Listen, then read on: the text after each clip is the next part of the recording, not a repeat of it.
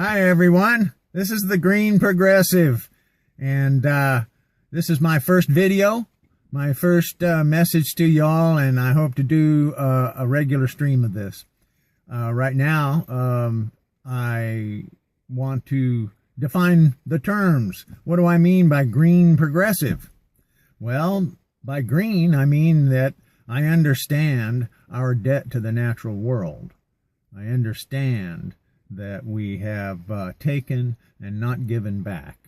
And the planet is not going to, in fact, it's already showing us that we may get eliminated if we don't change our ways. And of course, we know how to change our ways. We know the things to do technically that to get more in line with our environment.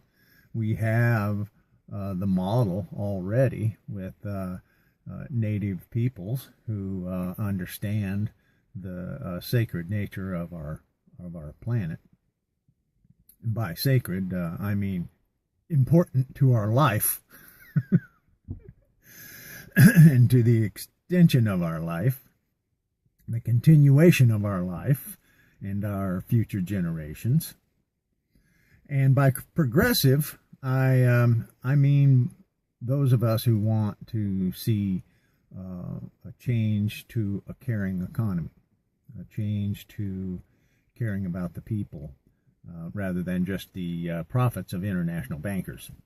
And I take that from the progressives of the 19th century because they understood this. They understood who their enemy was. They understood that the bankers and the international bankers, the big ones, the biggest of them, were ruling public policy, and they rule over public policy today. As the Princeton study showed, Americans have no influence whatsoever on their government, on public policy. There's no public influence on it. It's all money. Money's the only thing that counts in this system.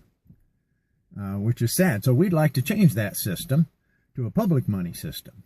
And then that way, money created by the government can pay for the stuff that we need, as the Constitution provides. It said in the first sentence what the purpose of government was, to take care of us, to ensure the domestic tranquility, to promote our economic viability, etc., to promote the general welfare and provide for the common defense. And think about that in terms of our black communities right now. How much defense are they getting from the extremes and the greed of their local authorities? So, Green Progressive, here I am. All right, now there's some other progressives out there talking, and this is a good thing. And but my focus is going to be primarily on that, getting power for the people, which is democracy. And that's my focus, is winning democracy. And democracy is not just voting, you see. That's a real misnomer. A lot of our terms, talking about defining terms, have been watered down, so to speak. For instance, usury. Usury is the abuse of monetary authority for personal gain, but it's been watered down to mean a little excess interest is all that is. Usury, nothing serious. We used to have laws against it. We don't even have laws against it anymore. And so we see extreme interest rates. But that's not what usury is in and of itself. It's creating money for profit, for personal profit.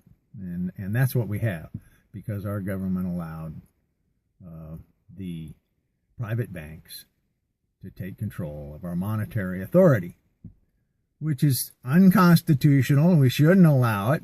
It's a crime against humanity as far as that goes. As you can see, capitalism has not been very kind to our planet or to most of its people. and continues to be a downright bully.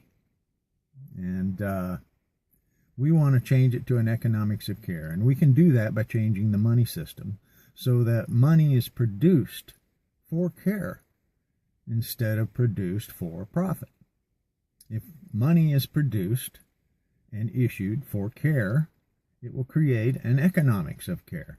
And the beautiful thing about this is that there are psychological consequences to money. Look it up. Look it up. There are psychological consequences to the money that we use. And it retards cooperation, it retards collaboration, it sets up barriers to social intimacy. It is against our human nature. And that's why it needs to change. And by changing it, we can create a system that actually does the opposite. It encourages collaboration, cooperation, sharing, and caring. We can do this. Money has a very powerful effect on a society.